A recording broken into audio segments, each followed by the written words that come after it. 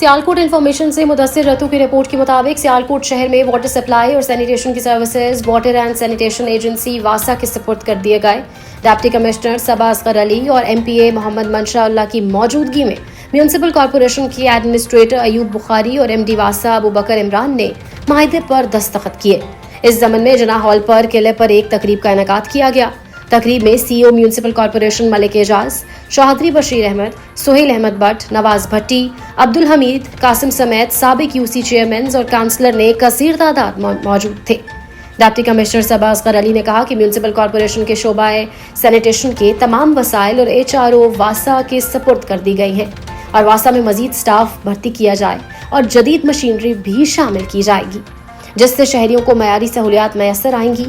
उन्होंने कहा कि वासा की हेल्पलाइन 1334 पर शहरी कॉल करके सैनिटेशन के मुताल्लिक अपनी शिकायत दर्ज करा सकते हैं, जिसका फौरी इजाला किया जाएगा। उन्होंने मजीद कहा कि वज़ीर आला पंजाब मरियम नवाज शरीफ की इक़दामात और इस्लाहात के नफाज के लिए डिस्ट्रिक्ट एडमिनिस्ट्रेशन कोशां है।